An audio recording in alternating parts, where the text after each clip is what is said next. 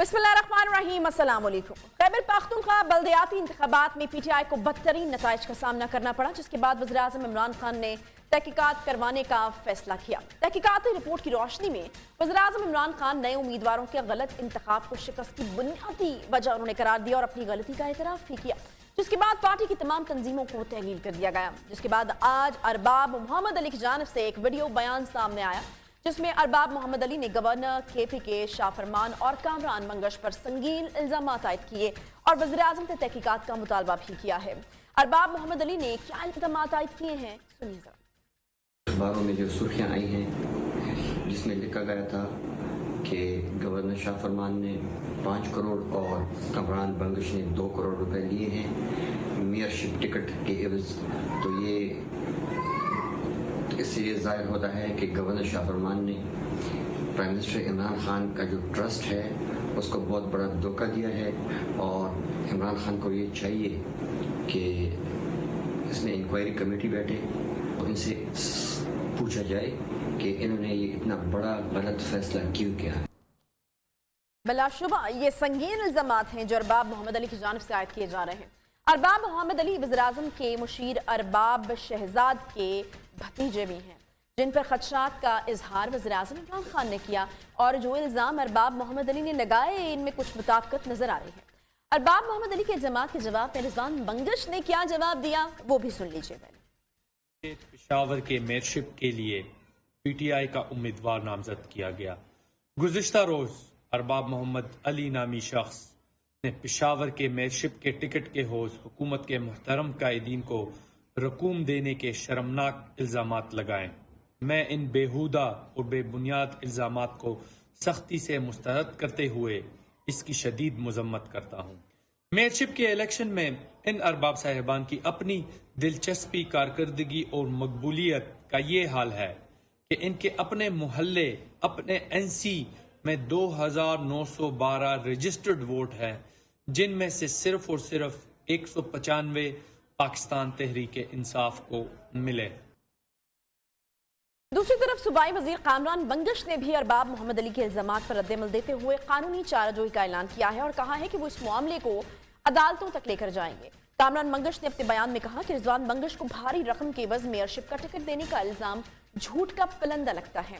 Mayorship का ticket न मिलने के सदमे से अरबाब मोहम्मद अली ज़हनी तवाज़ुन खो बैठे हैं, मगर इस सारे मामले की क्या हकीकत है और अरबाब मोहम्मद अली के इल्जामात में कितनी सदाकत है और अरबाब मोहम्मद अली के पास अपने इल्जामात को सच साबित करने के लिए क्या सबूत मौजूद हैं, इन तमाम सवालात के जवाबात जानने के लिए हमारे साथ मौजूद हैं अरबाब मोहम्मद अली साहब। बहुत शुक्रिया अरबाब मोहम्मद अली साहब शो में ज्वाइन करने के लिए। अरबाब साहब, बहुत ही संगीन नौयत के इल्जामात हैं जो आप लगा रहे हैं और पहला सवाल ऑब्वियसली यही पूछा जा सकता है या पूछा जाएगा आपसे कि क्या ठोस शवाहिद या सबूत आपके पास हैं जो आप इस तरह का इल्जाम आयद कर रहे हैं?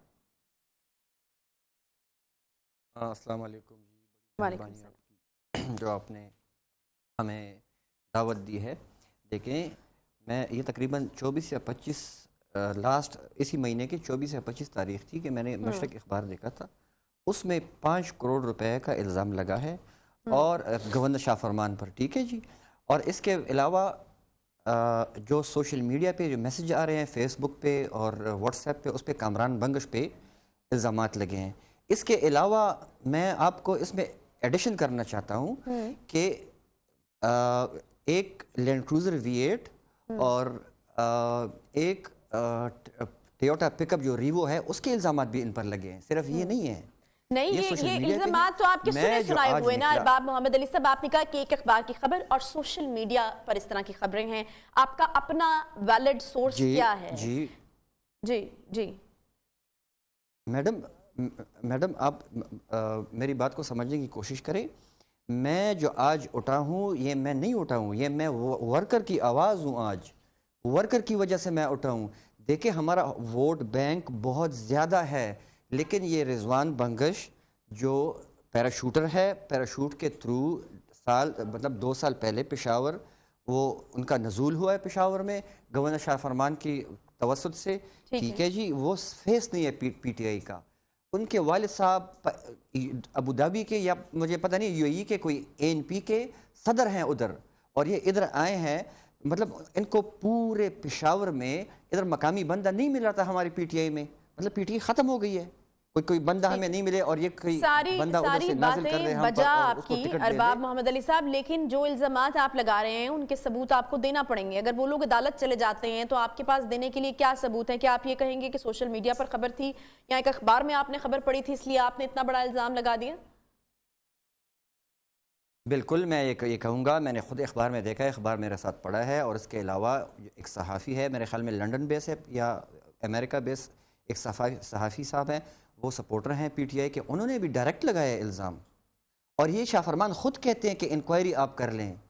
میں بھی کہتا ہوں کہ انکوائری ہو جائے، یہ صرف میں نہیں کہتا، ہماری تنظیموں میں بہت زیادہ افسردگی پائی جا رہی ہے آج کل، بہت زیادہ خفا ہیں ہمارے پی ٹی آئی کے کارکن۔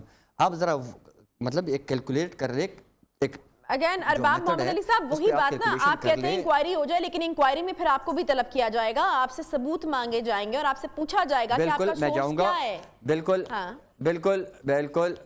میں جاؤں گا، میں ثبوت دوں، میں ان کو ثبوت دوں گا، میں کسی سے لے کر ان کو میں ثبوت دوں گا، انشاءاللہ سب کچھ واضح ہو جائے گا۔ لیکن ابھی آپ کے پاس ثبوت نہیں ہے؟ جی کسی سے لینے ہیں آپ کو؟ ابھی نہیں ہے، پھر جی ابھی آپ کے پاس ثبوت نہیں ہے۔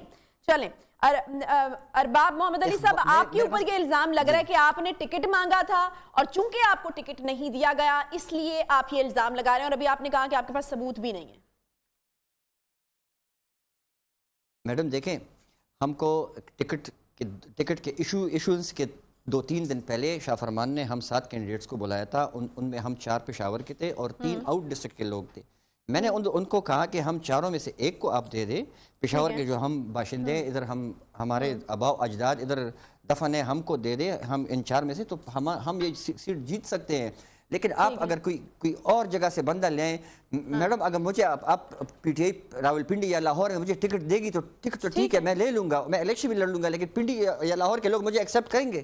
سوال پیدا نہیں ہوتا کہ مجھے ایکسیپٹ کر لیں۔ یہ بات آپ کی اپنی جگہ بالکل درست ہو سکتی ہے ارباب محمد علی صاحب، لیکن الزام آپ کے اوپر یہ لگ رہا ہے کہ چونکہ آپ کی وہ بات نہیں مانی گئی، چونکہ ارباب صاحب سنیے ذرا، چونکہ آپ کی وہ بات نہیں مانی گئی اس لیے آپ نے ریونج میں بدلہ لینے کے لیے یہ الزام لگایا ہے۔ اس پر میں آپ کا موقف جاننا چاہ رہی ہوں۔ میڈم اچھا ٹھیک ہے، دیکھیں اگر میں ریونج میں یہ الزام لگاتا تو میرے پاس پھر بھی ٹکٹ کے ایشوئنس سے 3 دن میرے پاس تھے، میں اس میں تنظیموں کو اکٹھا کرتا، گورنر ہاؤس اور سی ایم ہاؤس کا، پرائم منسٹر ہاؤس کا، میں ادھر میں دھرنا دیتا، میں سوشل میڈیا پہ ایکٹیو ہوتا، میں کسی اور کینڈیڈیٹ کو سپورٹ کرتا، میں پارٹی چھوڑ دیتا، میں نے تو ایک کام بھی نہیں کیا۔ میں صرف ابھی یہ کہہ رہا ہوں کہ میں ورکر کی آواز ہوں، ہمارے ورکر کو توجہ دو۔ آپ کوہاٹ میں ذرا دیکھ لیں، کوہاٹ میں ادھر پارٹی کے جنرل سیکرٹری کے بھائی یا بیٹے کو ٹکٹ ملے، انہوں نے 15,000 روپے لیے ہیں، 15,000 ووٹ لیے ان کو، ووٹ لیے انہوں نے، اور ہمارے پارٹی کے کارکن نے مطلب الیکشن لڑے، اس نے 25,000 روپے ووٹ لیے ہیں، 25,000 ووٹ لیے ہیں، ٹھیک ہے۔ لیکن پھر ٹھیک ہے، مجھے یہ بتائیے گا کہ آپ گئے، آپ نے ٹکٹ مانگا، آپ نے کہا کہ 4 لوگ اور تھے جو مقامی تھے، آپ نے کہا ان میں سے کسی کو بھی ٹکٹ دے دیجئے، کیا کہہ کر ریجیکٹ کیا گیا؟ کیوں ٹکٹ نہیں دیا گیا؟ ہمیں یہ کہا گیا گورنر صاحب نے کہ آپ 7 کو میں نے اس لیے بلوایا ہے کہ آپ دونوں ایک کمرے میں بیٹھ جاؤ اور آپ فیصلہ کر لو کہ ہمارا یہ کنسنسس سے ایک بندہ آپ چوز کر لو۔ تو میں نے اسی وقت کہہ دیا کہ گورنر صاحب یہ آپ بہت غلط بات کر رہے ہیں، یہ بات ٹھیک نہیں ہے، یہ لڑوانے والی بات ہے، اگر اس طرح ہوا تو میرے سے اچھا کینڈیڈیٹ کوئی بھی نہیں ہے۔ میں نے یہ کہا اس کو، اور پھر میں نے یہ کہا کہ گورنر صاحب آپ یہ سیٹ جو جس سیٹ پر آپ بیٹھیں ادھر مجھے آپ بٹھا دیں، میں اللہ کو حاضر ناظر جان کر اس میں مستحق بندے کو سیٹ دوں گا جو سیٹ جیت سکے، ٹھیک ہے۔ اس طرح تو نہیں ہوتا نا کہ آپ ادھر بیٹھ جائیں، چائے بھی آپ پیے، کھانا بھی کھائیں، ادھر رات بھی گزار لیں اور بس آپ ایک بندے کو وہ کر لیں۔ اچھا، رضوان بنگش صاحب تو کہہ رہے ہیں کہ آپ کی یونین کاؤنسل سے تو کوئی ووٹ ہی نہیں نکلے۔ بالکل ٹھیک کہہ رہے ہیں، بالکل ٹھیک کہہ رہے ہیں۔ اچھا، تو پھر آپ کی کارکردگی کیا ہوئی جس پر آپ کو ٹکٹ ملنا چاہیے تھا؟ آپ نے کہا کہ اس وقت آپ نے وہاں بیٹھے ہوئے کہا کہ مجھ سے زیادہ بہتر کینڈیڈیٹ نہیں ہے ٹکٹ کے لیے۔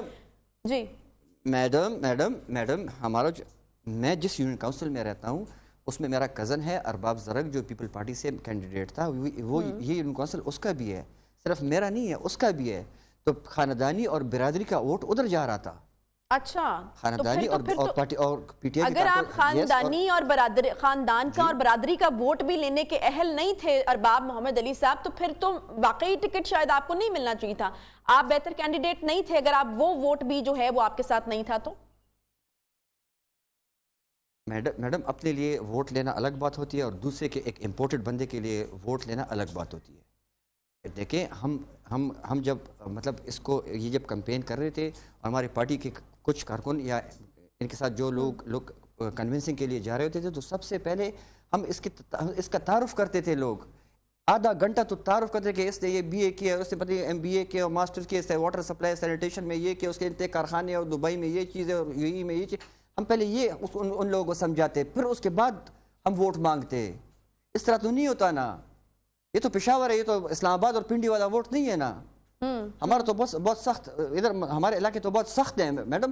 یہ مطلب یہ کراچی تو نہیں ہے کہ ایم کیو ایم والا ایک بندہ کہے کہ اس کے ووٹ دو بس سارے اس کو دے دیتے ہیں. کارکردگی بھی نہیں تھی ارباب محمد علی صاحب جس پر ووٹ ملتا. سوری، کارکردگی نہیں تھی جس پر ووٹ ملتا. اس طرح تو اگر آپ گورنر شاہ فرمان کا یونین کاؤنسل دیکھیں نا، نیبرہڈ کاؤنسل ہورے زئی، اس میں تقریباً 2100-2000 سے اوپر ووٹ پول ہوئے ہیں. ادھر پی ٹی آئی کو 152 ووٹ پول ہوئے ہیں. ابھی میں تو گورنمنٹ میں ہوں نہیں. صحیح.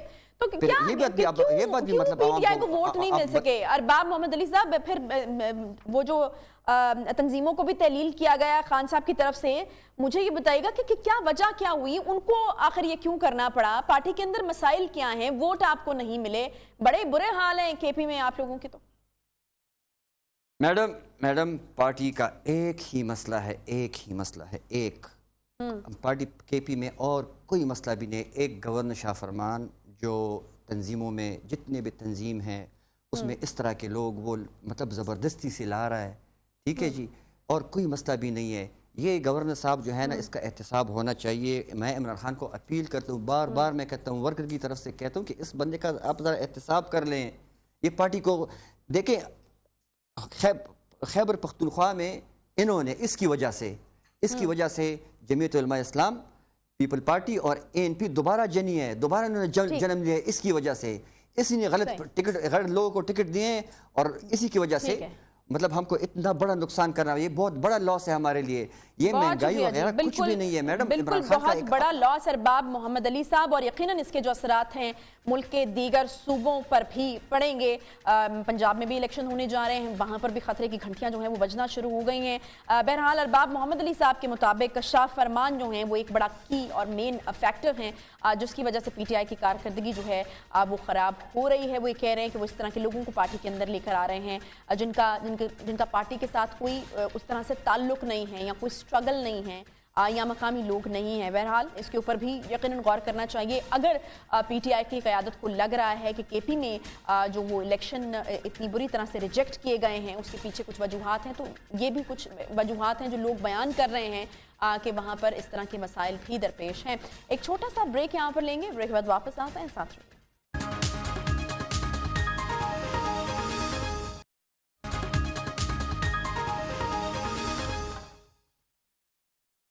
Welcome back. چیف جج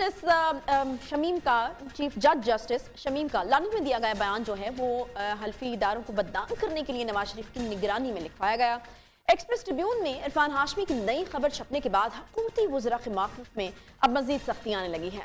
چیف جج رانا شمیم کے بیان حلفی پاکستان اخبار دی نیوز میں پبلش ہونے کے بعد اسلام آباد ہائی کورٹ نے نوٹس لیا تو خبر چھاپنے والے صحافی اور رانا شمیم کو توہین عدالت کے نوٹسز جاری ہوئے. بیان حلفی کے متن پر بحث ہوئی. سابق چیف جج رانا شمیم کے بعد بیان حلفی بھی پیش کیا گیا. حکومت پہلے دن سے اس بیان حلفی کو ایک سازش قرار دے رہی ہے، جبکہ اپوزیشن جماعتیں تحقیقات کا مطالبہ کر رہی ہیں. گزشتہ روز عرفان ہاشمی کی تحقیقاتی خبر پبلش ہونے کے بعد وزراء اور مشیران نے سابق چیف جج رانا شمیم کے حلف نامے کو توہین عدالت قرار دے دیا.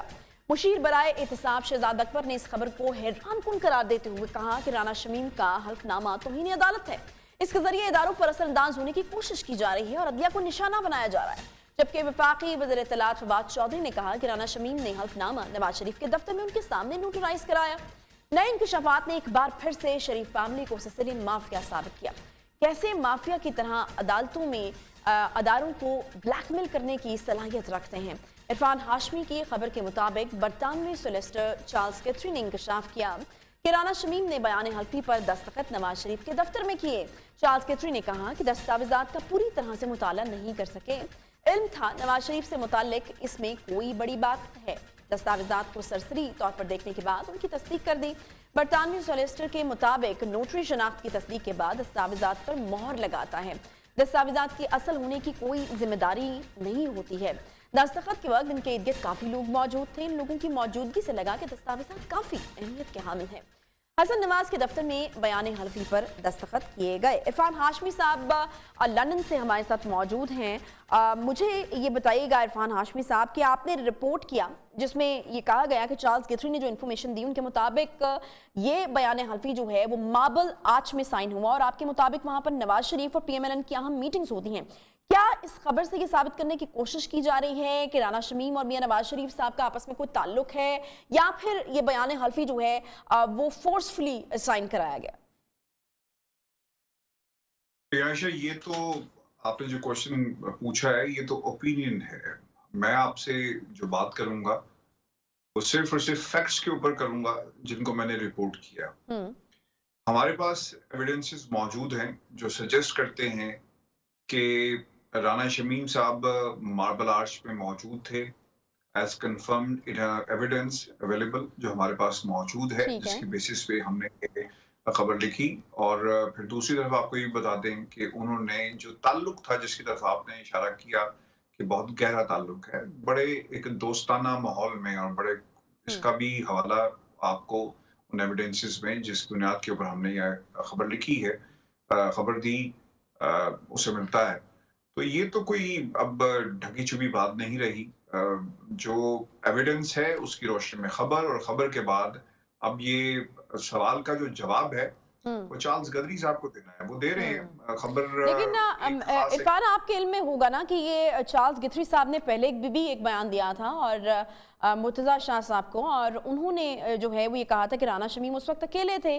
अब यहाँ पर कंफ्यूजन ये है कि अब इस खबर को जो कि आपके थ्रू मिली है आप बता रहे हैं उसको सच माना जाए या फिर पहले जो बयान दिया गया था उसको सच माना जाए, तो कंफ्यूजन तो फिर इसी से क्रिएट हो जाता है। देखिए, मामला कंफ्यूजन का नहीं है, मामला ये कि सच क्या है। एक बंदा कैमरे के सामने आकर एक बात करता है, उसका अपनी स्टेटमेंट है, ठीक है। जो एविडेंसेस होते हैं वो शवाहिद होते हैं, वो सबूत होते हैं कि दूसरा बंदा सच बोल रहा है, झूठ बोल रहा है, और जिसकी हवाले से आप इन्वेस्टिगेट कर रहे हैं वो क्या मामला है, उसकी हकीकत क्या है। टीवी के ऊपर या स्टेटमेंट जारी करना, anybody can do that, but what I am relying on, Aisha, the statements which I have, जो डॉक्यूमेंट्स मेरे पास मौजूद हैं, जो एविडेंसेस मेरे पास मौजूद हैं, और बड़े जबरदस्त एविडेंसेस हैं जिसको कोई भी डिनाई नहीं कर सकता। The moment I release those evidences, मेरा ख्याल है कि इनके और बाकी लोगों के लिए जो इससे जुड़े हुए हैं मामला बहुत खराब हो जाएंगे। तो किस किस्म के इरफान, किस किस्म के एविडेंसेस हैं आपके पास? वीडियो एविडेंसेस हैं, कुछ दस्तावेजात मौजूद हैं जिनसे आप ये अभी आप नहीं वो सामने ला रहे हैं, लेकिन ये तो बताया जा सकता है कि किस किस्म के एविडेंसेस जो हैं वो आपके पास हैं। देखिए समेत आपके एवरीबॉडी इज क्यूरियस, और अब बाज लोग तो ये भी कह रहे हैं कि आप इसको रिलीज करें, क्योंकि अगर नहीं है तो फिर इस खबर का आपको एक बात याद रखनी होगी, बरतानिया में खबरें ऐसे नहीं दी जाती। हमारे पास जिस दिन से ये खबर मौजूद थी बाकायदा तहकीक की गई, इन्वेस्टिगेशन की गई, हम क्या साबित कर सकते, क्या साबित नहीं कर सकते, लीगल रिपरकशंस की क्या होंगी, कॉन्सिक्वेंसेस क्या हो सकते हैं, हर एंगल से इसका जायजा लिया गया। और फिर लोगों की सिक्योरिटी बड़ी इंपॉर्टेंट है। रिसोर्स जो सोर्सेज थे उनका कॉन्फिडेंशियलिटी वाला मामला है, उसी राज में उनके नामों को रखना है, क्या करना है, ये बहुत इंपॉर्टेंट था। और उनकी सिक्योरिटी बड़ी इंपॉर्टेंट हो गई एट दिस लेवल। जो सिचुएशन है, अगर आप उससे, सब लोग यही पूछ रहे हैं कि नोयत क्या है, मेरा ख्याल है कि दैट इज नॉट रेलेवेंट।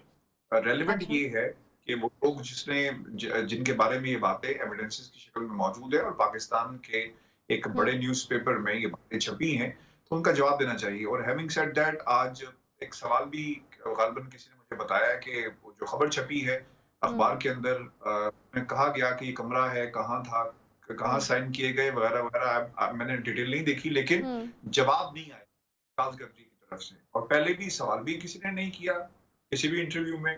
جو اب یہ جو باتیں کہی جا رہی ہیں جواب دے دیں کے سامنے آ جائیں، اپنا اسٹیٹمنٹ جاری کر دیں، اور اسٹیٹمنٹ جاری کرنے کے بجائے ہم اسے کراس کوسچننگ کریں گے تو ان کا موقف آ جائے گا جو ایک چینل کے ذریعے آ گیا.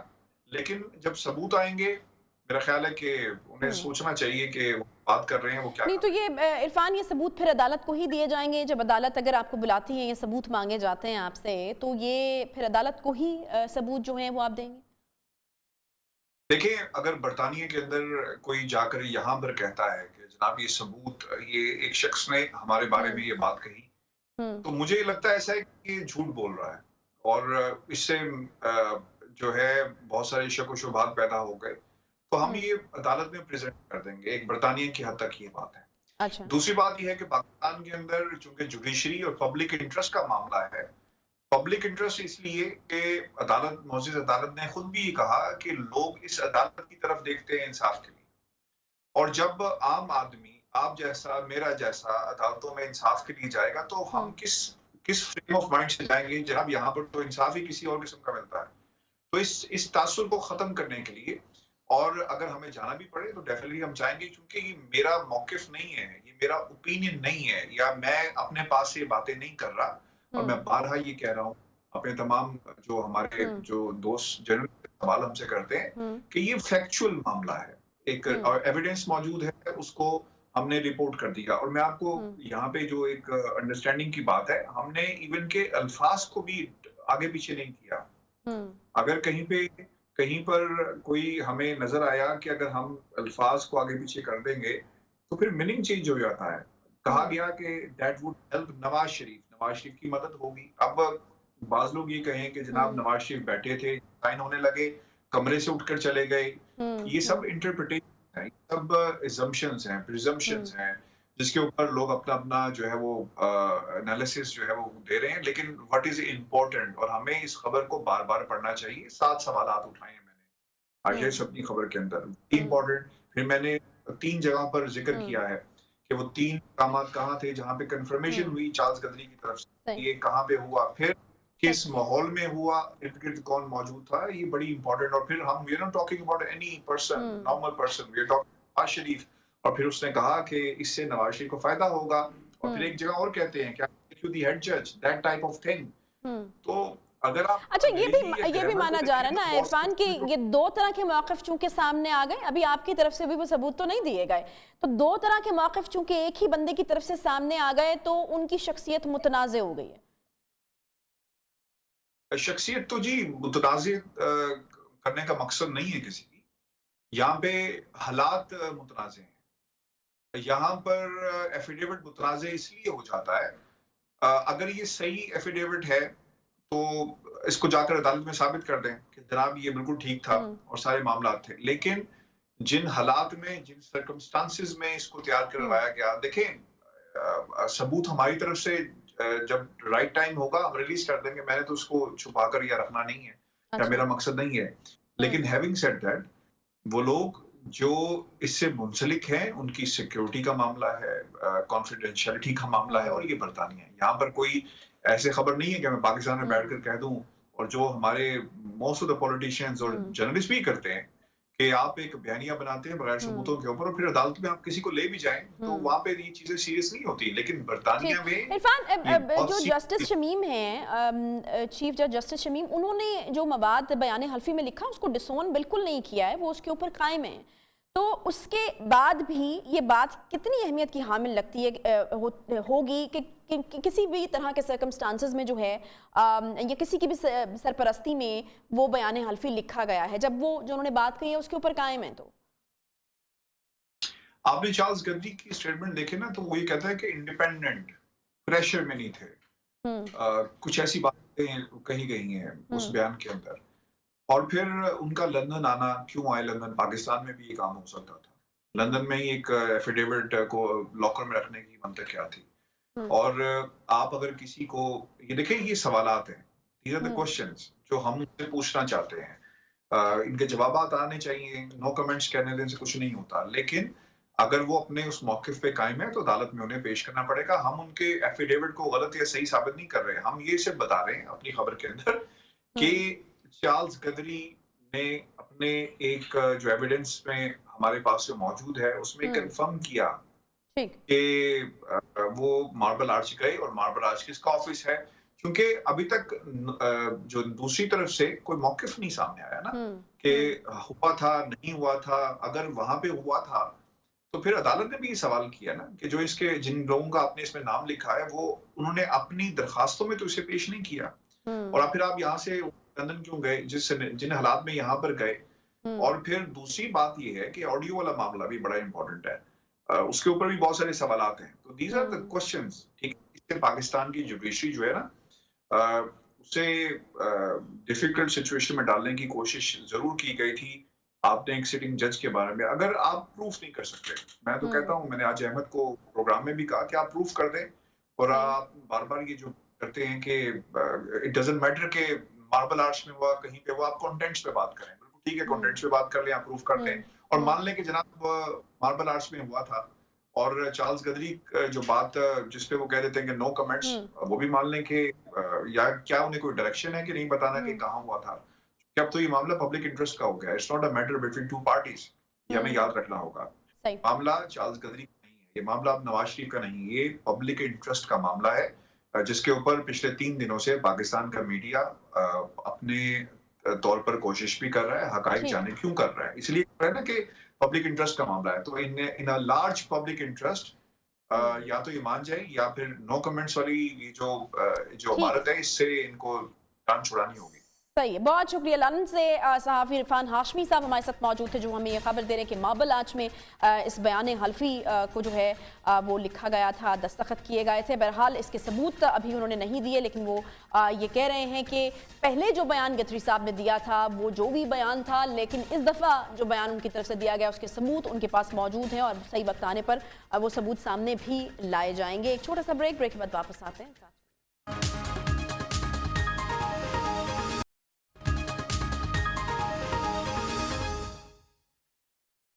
डील हो गई है या नहीं? अगर डील हो गई है तो किससे? नवाज शरीफ वापस आएंगे या नहीं? और अगर आएंगे तो कब आएंगे? लेकिन जब आएंगे तो जेल जाएंगे या घर जाएंगे? अगर जेल जाएंगे तो सजाएं कैसे खत्म होंगी? घर जाएंगे तो फिर अदालती फैसलों की क्या वक़्त होगी? और अगर ये सब नहीं हो रहा तो फिर शोरगुल क्यों है? ये वो सवालात हैं जो हर कोई पूछ रहा है। मुस्लिम लीग नून के कैंप से मियां नवाज शरीफ की वापसी, वोट को इज्जत देने जैसी पूरे एतमाद फिजा नजर आ रही है, जिसकी परेशानी हुकूमती अहदेदारों में भी अब दिखने लगी है। वज़ीर-ए-आज़म इमरान खान ने पार्टी रहनुमाओं के इजलास के दौरान ये तक कह दिया कि नवाज शरीफ की नाअहली को खत्म करने के लिए रास्ते निकाले जा रहे हैं। वज़ीर-ए-आज़म के बयान से ऐसा लग रहा है कि कोई हुकूमत की पहुंच से दूर सियासी मामलात को तय करने की कोशिश कर रहा है। वो कौन लोग हैं जो राहें हमवार कर रहे हैं, इसी पर हम सवाल करेंगे। मगर हकीकत यह है कि मियां नवाज शरीफ की वापसी से मुताल्लिक़ कयास आराइयां जोर पकड़ती जा रही हैं। पाकिस्तान मुस्लिम लीग नून के रहनुमा याद सादिक की वतन वापसी पर दिए गए बयानात ने मौजूदा सियासी माहौल में एक और डील की बातों को तक़वियत बख्श दी है। डील से लेकर वापस आने तक हुकूमत की जानिब से एक ही मौक़िफ़ है कि वज़ीर-ए-आज़म इमरान खान अपने 5 साल पूरे करके ही जाएंगे। मगर क्या मियां नवाज शरीफ की वापसी से हुकूमत फौरन घर चली जाएगी, जो वफाकी वजीर शेख रशीद को ये बयान देना पड़ गया, या फिर महज डील की खबरों को गलत साबित करने के लिए बयान दिया गया? इसी पर बात करेंगे। हमारे साथ मौजूद हैं सीनियर सहाफ़ी और तजज़ियाकार सलीम साफ़ी साहब। बहुत शुक्रिया साफ़ी साहब प्रोग्राम में ज्वाइन करने के लिए। साफ़ी साहब, याद सादिक साहब लंदन से वापस आए हैं और वो ये कह रहे हैं जी कि मेरी बातें खिली हुई हैं और मैं आपको बता दूं कुछ होने वाला है, हो सकता है मुझे जाना ना पड़े। मियां नवाज शरीफ साहब उससे पहले ही वापस आ जाएं, वो जल्द आएंगे, वो आने वाले हैं। फिर राना सनाउल्लाह साहब भी यही कह रहे हैं, वो तो कोई टाइम फ्रेम नहीं दे रहे, लेकिन आपने ट्वीट किया और आपने कहा कि जनवरी में वापस आ रहे हैं मियां नवाज शरीफ साहब। और फिर दूसरी तरफ हम देख रहे हैं कि डील की बातें भी बहुत हो रही हैं। तो क्या हकीकत है इन सारी अफवाहों की, साफ़ी साहब? देखिए आयशा, एक तो खैर मियां नवाज शरीफ साहब के दिल की बात को निकलवाना और या उनकी उसे उगलवाना ये बड़ा मुश्किल काम होता है। और दूसरा ये भी है कि आप अगर देखें तो पिछले 3 सालों में भी मुस्लिम लीग नून की क़यादत ने कई मरतबा सरप्राइज दिए हैं। मसला ایک الیکشن کے بعد اگر آپ دیکھیں تو وہ انقلابی بیانیہ جوڑ کے کافی عرصے تک مفاہمانہ بیانیہ اپنا لیا گیا تھا جس کی کوئی توقع نہیں کر رہا تھا. پھر اس کے بعد ایک جارحانہ بیانیہ اپنا لیا گیا اور اس جارحانہ بیانیے کے بعد پھر نواز شریف صاحب کا باہر جانا وہ ایک بڑا سرپرائز تھا. اور اس وقت تو ہم سب یہ سمجھ رہے تھے اور یا ہمیں سمجھایا گیا تھا کہ جی اصل وجہ جو ہے وہ بیماری کی شدت ہے. بعد میں یہ سرپرائز ہم سب کو ملا کہ نہیں، وہ کچھ درون خانہ ایک مفاہمت کا نتیجہ تھا ان کو باہر لے جانا. تو ابھی بھی بظاہر تو ان کا بیانیہ یہی ہے کہ جی وہ بیماری کی وجہ سے ادھر ہیں اور جب بیماری درست ہوگی تو اس کے بعد وہ ادھر آئیں گے. تو ایک تو یہ obvious ہے کہ بیماری ہے لیکن خدا نخواستہ اتنی شدید نہیں ہے کہ اس کی وجہ سے میاں صاحب منہ نہیں کر سکتے. خود مسلم لیگ نون کی قیادت کا اس وقت اطمینان اور بعض لوگوں کی تو جبلیشن وہ بھی یہ بتا رہا ہے کو کوئی نہ کوئی یقین دہانی ملی ہے یا ان کے ساتھ کوئی نہ کوئی رابطہ ہو رہا ہے. صاحب مجھے یہ بتائے گا کہ حکومتی وزراء تو ایک طرف ڈیل کی باتیں کریں لیکن دوسری طرف یہ بھی شور مچ رہا ہے جی کہ وہ آئیں گے تو پھر تو جیل جائیں گے. تو کیا اب پھر ڈیل ہو جائے گی اور پھر اپیرنٹلی جو ہے وہ جیل جائیں گے اور اس کے بعد پھر واپس نکل آئیں گے تاکہ کسی ڈیل کی جو ہے وہ ایسا نہ شک پڑے کہ کوئی ڈیل ہوئی ہے؟ ہونے کیا والا ہے یہ بتائیں ذرا. بہت ساری چیزیں ایک ساتھ چل رہی ہیں. نہیں، اصل میں حکومت کے لیے تو دونوں صورتیں پریشانی کا باعث ہیں. اگر ڈیل نہیں ہوتی اور میاں نواز شریف صاحب بغیر کسی ڈیل کے آتے ہیں اور یہاں جیل میں جاتے ہیں تو پاکستان کے اندر جیل میں رہنے والے لیڈر زیادہ مقبول ہو جاتے ہیں، ان کے ساتھ زیادہ لوگوں کی ہمدردیاں پیدا ہو جاتی ہیں. تو اس کے بعد ابھی نواز شریف صاحب کا ووٹ بینک ایک تو ویسے بھی انٹیکٹ ہے لیکن اس کے بعد ان کا ووٹ بینک اور بھی بڑھنے لگ جائے گا اور مسلم لیگ نون کے باقی قیادت کے لیے جو تانا ہے وہ تانا بھی ختم ہو جائے گا کہ جی آپ کے لیڈر تو باہر جا چکے ہیں اور بھاگ گئے ہیں. تو اتنی غیر مقبول حکومت جس کا نمونہ کسی حد تک ہم نے خیبر پختونخوا کے الیکشن بلدیاتی انتخابات میں دیکھا. نہیں تو پھر کیا اسی وقت کا صافی صاحب انتظار کیا جاتا تھا جب بھی پوچھا جاتا تھا کہ میاں صاحب کب واپس آئیں گے تو صحیح وقت پر واپس آئیں گے، تو اب ان کو لگتا ہے کہ یہ صحیح وقت ہے اور اسی وقت کا انتظار کیا جا رہا تھا؟ یہ تو خیر میاں صاحب کو اور ان کے قریبی لوگوں کو پتہ ہوگا کہ وہ کس نیت سے گئے تھے اور کس وقت کا انتظار کر رہے تھے. لیکن اب جو صورتحال ہے وہ میں سمجھتا ہوں کہ میاں نواز شریف صاحب اب پاکستان واپسی کے لیے اس کو موزوں وقت سمجھتے ہیں اور وہ یہ سمجھتے ہیں کہ اگر اب وہ نہیں آئے تو شاید پھر ٹرین نکل جائے گی ان کے ہاتھ سے. اچھا صافی صاحب، عمران خان اس وقت وزیر اعظم ہیں اور وہ بھی یہ بات کر رہے ہیں کہ نواز شریف کی نااہلی ختم کرانے کے لیے راستے نکالے جا رہے ہیں. اگر سزا یافتہ مجرموں کو چھوڑنا ہے تو جیلوں کے دروازے کھول دینے چاہیے. یہ بات کوئی اور کرے، آپ کریں یا میں کریں، تو وہ والی اہمیت نہیں. وزیر اعظم صاحب اگر اس طرح کی کوئی بات کر رہے ہیں تو یقیناً ان کے علم میں بھی ہے کہیں نہ کہیں کہ ڈیل ہو رہی ہے، کوئی بات چیت چل رہی ہے پس پردہ. دیکھیں عمران خان صاحب ایک اور بات بھی کہتے ہیں کہ جی میرا کوئی متبادل نہیں ہے. تو ان کے اطمینان کی وجہ یہ ہے کہ وہ یہ سمجھتے ہیں کہ مسلم لیگ نون کے ساتھ معاملات حکومت کے اسٹیبلشمنٹ کے اتنے بگڑے ہوئے ہیں. ظاہر ہے کہ اگر مسلم لیگ نون کے ساتھ وہ معاملات نہ بگڑتے تو نہ مسلم لیگ نون اقتدار سے محروم ہوتی اور نہ عمران خان صاحب کو وزیر اعظم بنایا جاتا. اب وہ یہ بھی جانتے ہیں اور بالکل بجا طور پر جانتے ہیں کہ میری ضرورت اس وقت تک ہے جب تک کہ مسلم لیگ نون اور پیپلز پارٹی کے ساتھ بات بن نہیں جاتی. تو اس لیے آپ نے دیکھا ہوگا کہ پچھلے 3 سالوں کے دوران جب بھی پاکستان کے مقتدر اداروں نے ان دونوں پارٹیوں کے ساتھ معاملات بہتر بنانے کی کوشش کی ہے تو خان صاحب نے اس کو سبوتاج کرنے کی کوشش کی ہے. اور خان صاحب کی مسلسل یہ کوشش رہی کہ وہ ریاستی اداروں اور اپوزیشن کو لڑائیں.